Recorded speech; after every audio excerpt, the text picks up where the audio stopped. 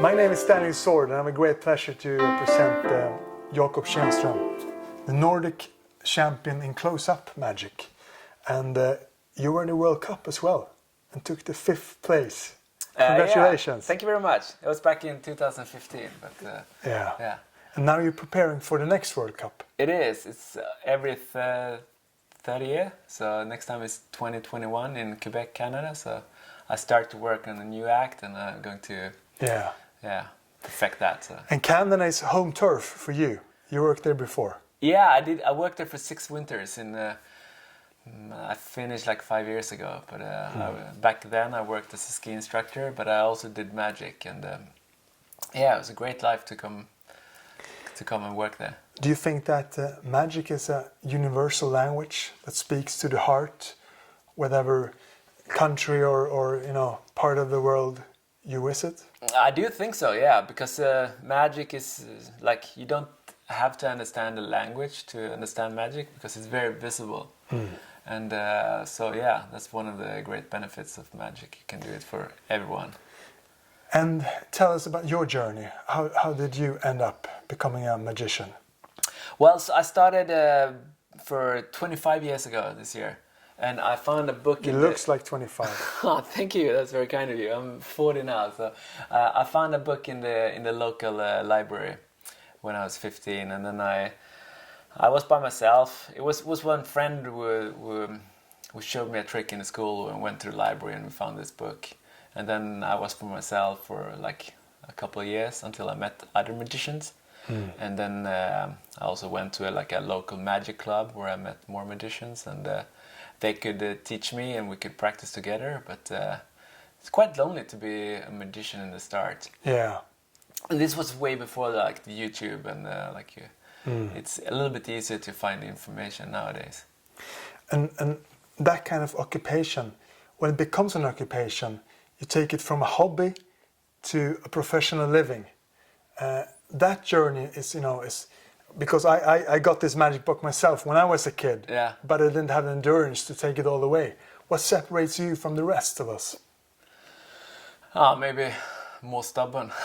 No, but I think maybe it just fitted my personality really good. It was just something. I got a magic box when I was a kid as well, but it didn't appeal to me as much back then. But then this book really did that, and I don't know. Maybe it was the timing was a good timing, and maybe I needed an interest at that time, or it's just it was really fun for me to start explore a new secret world of magic that I didn't know anything about before. And what's the benefits of working as a magician? I would say come out and meet people. It's one of the benefits, and perform. You can also access emotions that you normally can't access from people, because otherwise people are quite reserved. But magic is one way to get through that wall. Yeah. Especially here, in Scandinavia, people are quite doesn't express too much feelings, but also it's very creative. When I try to come up with new magic, new effects, then I really like that process of you have an idea of an effect and then you try to find a method to make that work, and it's and then all the other aspects you run a business and you have to deal with that. It's you run your own empire now, all parts of it. Yeah. Advertising, booking, and yeah, exactly. So I do everything, but I have people who help to book gigs for me that I cooperate with. But otherwise, it's quite lonely. And how do you take it from a hobby level to a professional level? Because you're living of this, you're supporting your home family on this now. It's fantastic. How do you take that leap of faith, that step? Well, it is a big step when you're going to make it the only job you have. And I had it for part-time for over 10 years, and I combined it with different type of jobs. And it was so the step was not that big because I did it quite a long time. But so that was good for me because I could practice my skills. I could start to have a little network, and I get the experience to stand in front of people, and then when I went to full time, then it was much easier. So I had like 1 year that was like, yeah, like not super much to do, but I could survive on it. But then after that year, then I had established myself, and then it worked good. And what's your 3 best pieces of advice for the next generation, young kids who got their magic box and want to, invest in the future and become a magician?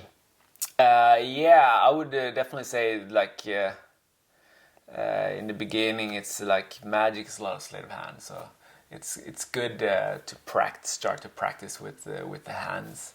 It takes a lot of time to get it looks natural, but also don't stay in that phase too long, because magic is also a lot about other skills. Like you want to present it to an audience, and you have to practice those skills as well. So like you can start by just having fun and practice the hands, and then if you want to be more serious, then you should definitely like practice your showmanship skills as well. Yeah.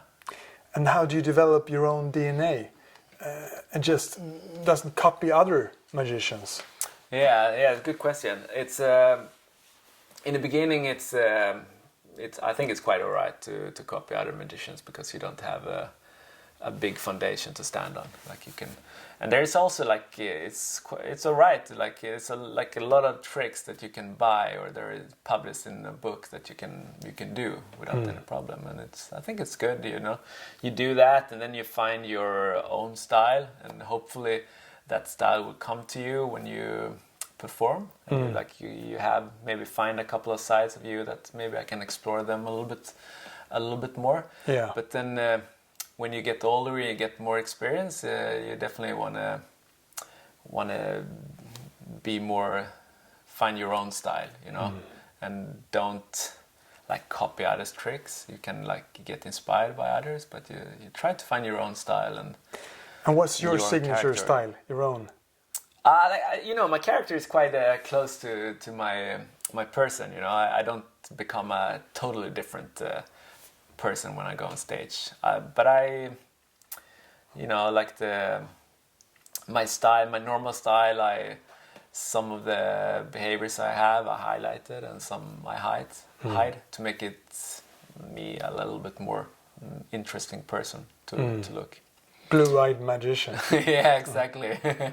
Exactly. And someone whispered in my ear that you might have a trick for us now. Yeah. I think it was you, but let's try. So yeah, cards. It's good with cards, because it's only 52 cards, but you can do so many tricks with it. So yeah, you pick one. I'll pick one. Great. Maybe one with not a face on, so you're going to write on it. Yeah. All right. So just a little signature as well. Merci. All right, Daniel. So I will do this trick 2 times. 2 times? Yeah, so you get a chance to catch me. Fantastic. All right. So it's the 4 of clubs, right? Yep. So if I do like that, where is it? On top. In the middle. There it is, right? Yep.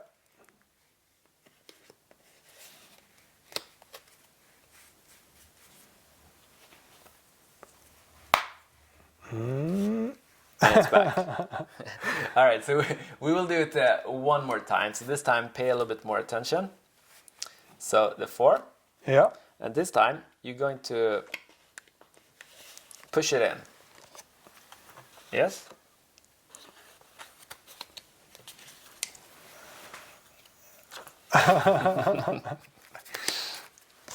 Fantastic. All right, thank you. Fantastic. But, okay, we do it one more time, because some people think I put it in my sleeves. But yeah. You roll up your sleeves.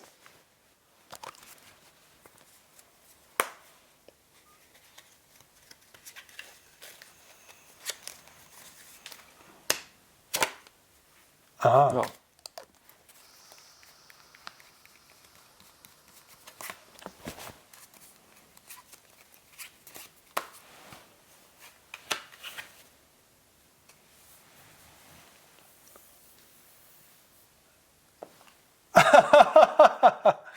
Ah, amazing. Amazing. 4 clubs. 4 of clubs. I Thank salute you. And the joy, you know, the smile on my face is that authentic smile that you had when you were a kid. Yeah. Is when you know, grown-up people look at magicians, are they kind of transformed into their natural state in some sense?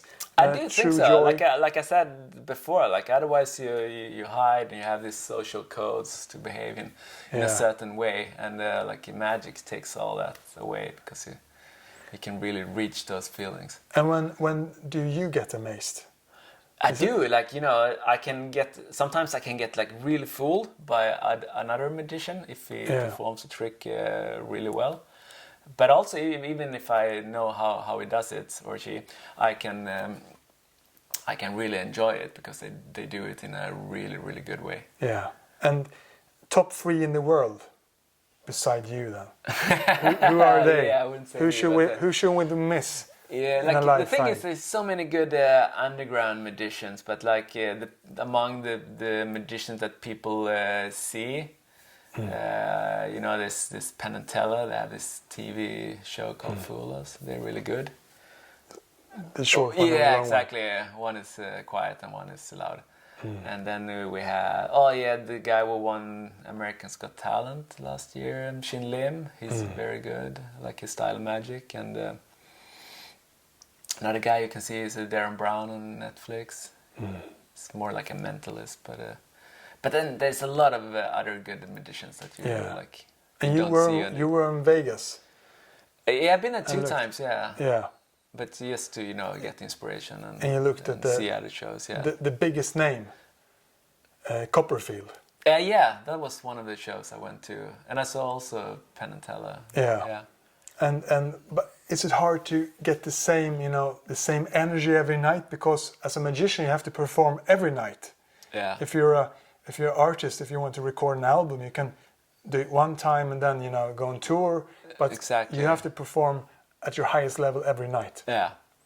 So I'm both lucky and unlucky not to have my show in Vegas, because then you have to perform every night. And I think it could be a challenge. Probably not the first year, but like if you've done it for many years, it's probably a challenge to keep the energy up. I maybe perform like 2 times a week. I have gigs, but like I do a lot of like close-up magic, and I have maybe 15 tricks on me, or 20 tricks, and I change them depending on the audience. And but in the end of the night, I've done the tricks many times, and then like it could be a challenge for me to keep it fresh for the audience. Yeah. But sometimes I put in tricks that doesn't have a clear ending. I don't really know how they end. So they have like so it keeps me fresh, because I always have to think, should I do that now or should I do that? And depending on what's happened, I might choose a different thing. And what drives you today? Is it the interaction with the public, or is it the skills you can develop with your hands, or what's the driving force behind all the energy and effort you put into magic these days? I think I have I really want to be better all the time, and I want to get my tricks to be better. I want myself to be a better performer, and then I'm quite a perfectionist when it comes to magic. Like I'm not often sitting down and happy with it. I like it. There's always another thing that can improve. Yeah. And I also do like to to come up with new effects and new ideas, and then it's often like you raise the bar all the time. Like you want to get the tricks better, and they get more complex and more advanced, and it takes a while to get it work, but it's for me that gets a lot of joy. Amazing. Well, then we'll look forward to your journey and to seeing you in Vegas perhaps one day. Yeah, definitely. And on Netflix in the future. Yeah. The best of luck, and thank you very much. Thank you for a beautiful trick. Thank you. Thank you.